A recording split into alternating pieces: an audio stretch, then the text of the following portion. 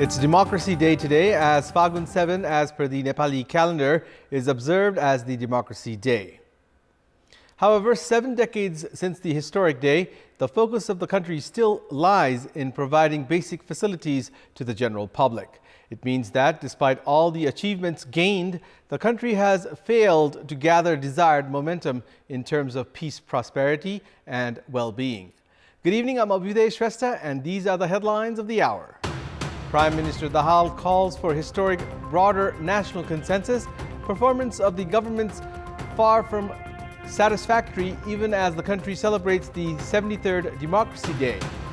Turban University starts legwork to revamp the Faculty of Education. The university targets the production of better human resource with the changes. Kantipur Publications enters 31st year of establishment. KMG Chairman Kailash Siroya emphasizes the publication will never deter from the path of truth and professional journalism. And India clinched the second Delhi test against Australia by 4 wickets. Aussies fail to impress against Indian spinners yet again. Lead the 5-test series 2-0. Prime Minister Pushpa Kamal Dahal has said that there is need for a historic, broader national consensus. Speaking at a function held at the capital's Turban today on the occasion of the 73rd Democracy Day, Premier Dahal stated that national consensus is needed to build a socialism-oriented economy and achieve inclusive economic prosperity. He also said that the government was active in transforming the people's lives with the change in political scenario. President Bidya Devi Bhandari, Vice President Nanda Bahadur Poon, high-ranking officials, government officials, among others, were present at the function held on the occasion of the 73rd Democracy Day. Helicopters of the Nepal Army sprinkled flowers in Turban during the function.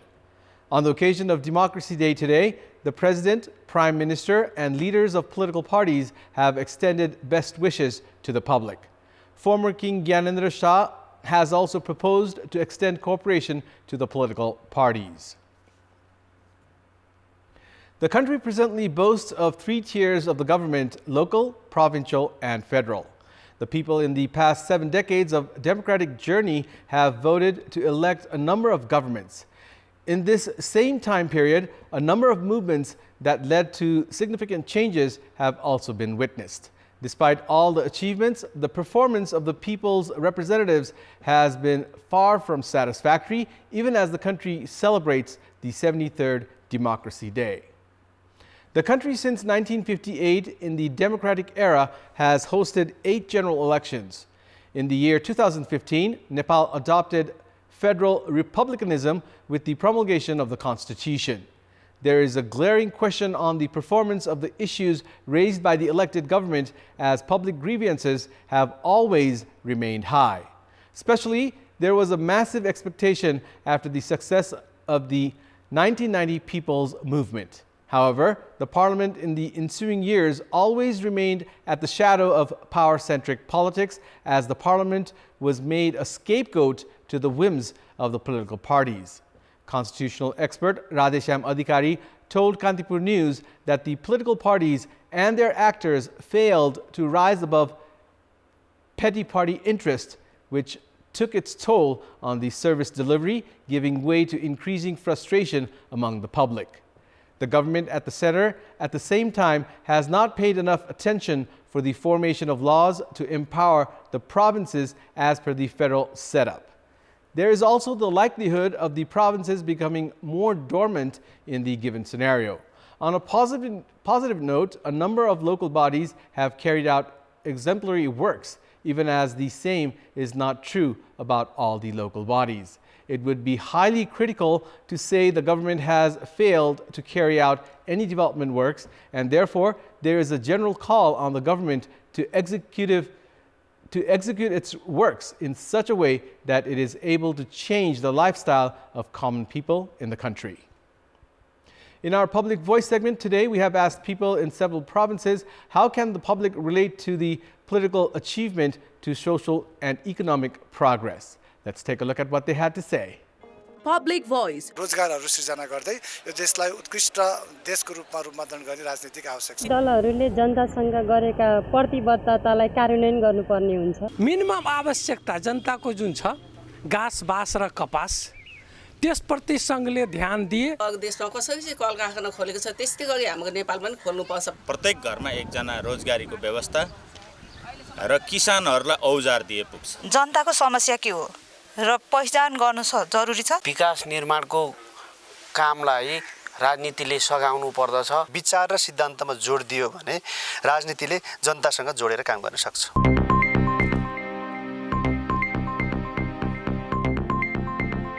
Nepali Congress President Sher Bahadur Deuba, along with other party leaders, reached the official residence of the Prime Minister at Balwatar earlier this evening to discuss the upcoming elections of the President and Vice President. Along with former Prime Minister Deuba, senior party leader Ramchandra Paudel, Party General Secretary Gagan Thapa, leader Krishna Prasad Sitola, and other party leaders reached Balwatar earlier this evening to hold discussions with Prime Minister Pushpa Kamal Dahal. Nepali Congress leaders informed that discussions were held on the presidential and vice presidential elections, the future political course of action, among other issues. Turban University has started the legwork to revamp the Faculty of Education. As the academic performance of the Faculty of Education started deteriorating over the years, Turban University has said that the decision has been taken to upgrade the human resource. There are around 70,000 students enrolled at the 550 different colleges that run the education program. Some 25,000 students are admitted at the bachelor level. Most of these students were denied admission in other faculties due to their poor academic grades. The university has now geared up to upgrade the education program, citing the failure to produce qualified teachers. To meet this end, the university is poised to run B.Ed program at selective colleges. At the same time, the Dean's Office is also planning to run special courses that are designed to produce better and well-equipped teachers. Kantipur Publications celebrated its 30th anniversary today. Kantipur Publications started its journey through Kantipur daily newspaper in 1993. Kantipur has overcome many challenges to continually play the role of the leading media house in print and electronic medium in the Nepali media sector.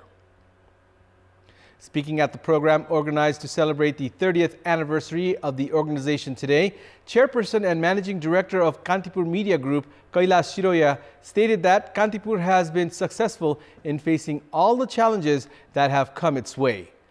KMG Chairman Shiroya also emphasized the publication will never deter from the path of truth and professional journalism. Meanwhile, editor of Kantipur Daily, Sudhir Sharma, said that Kantipur, being the leader in the Nepali professional journalism sector itself, is a history in the making. Speaking at the anniversary program, Chief Executive Officer of Kantipur Publication, Mahesh Swar, talked about the role Kantipur National Daily has played in the media sector of the country. During the program, Chairperson and Managing Director of Kantipur Media Group, Kailash Shiroya, handed prizes and letters of appreciation to individuals who had made important contribution in the journey of Kantipur Publication.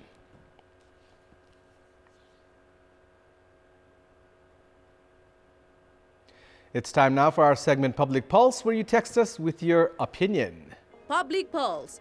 But before that, let's take a look at the results from yesterday's poll. Yesterday, we had asked you, what do you think of the failure to utilize health equipment worth millions of rupees? 61% voted for A, commission game, 30% voted for B, government apathy, and 9% voted for C, lack of skilled manpower. And here's today's question. Why has the program Education for All not been effective? Your options are A, government apathy, B, economic constraints, and C, lack of awareness. The voting is on. Type NEWS, select your option A, B, or C, and send it to 34001 to share your opinion with us. And it's time now for the international update.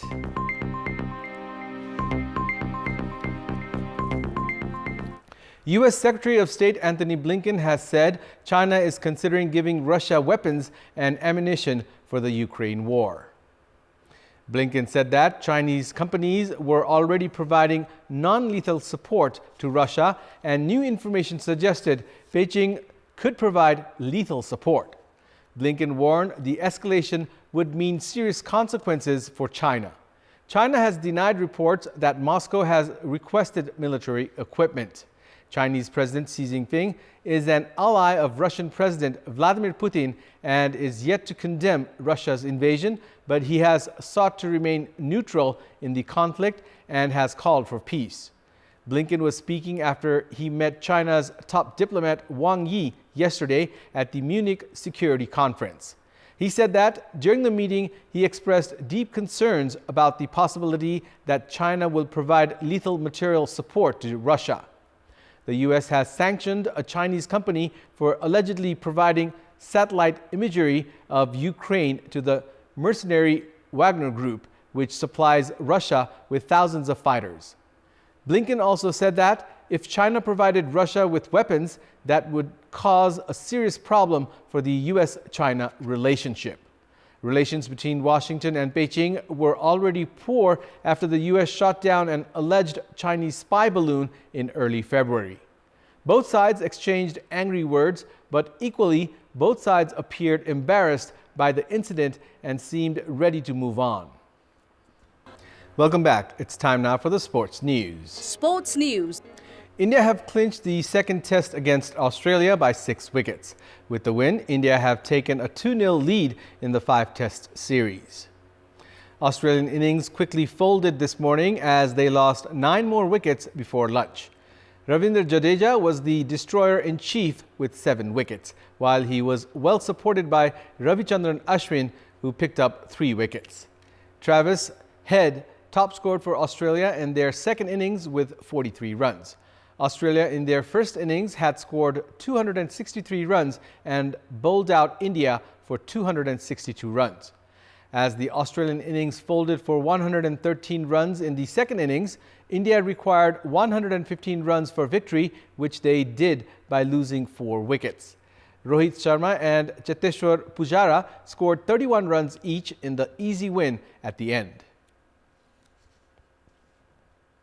Host Bhadrapur Blazer Club advanced into the quarterfinals of the Jhapa Gold Cup football tournament after chalking out a 2-0 win over the visiting Jayagaon Club of India. The first half of the match at Jhapa's Mechi Stadium ended goalless. Bhadrapur broke the deadlock shortly into the second half as Stefan Binong scored in the 55th minute. Mesuke sealed the 2-0 win in the 80th minute. In the first edition of the Bhadrapur Jhapa Gold Cup, 10 teams are participating. The winner of the tournament will bag a cash prize of 1.3 million rupees along with the trophy, while the second place team will settle for 700,000 rupees. A-Division club Church Boys United will face Nepal Police Club in tomorrow's match.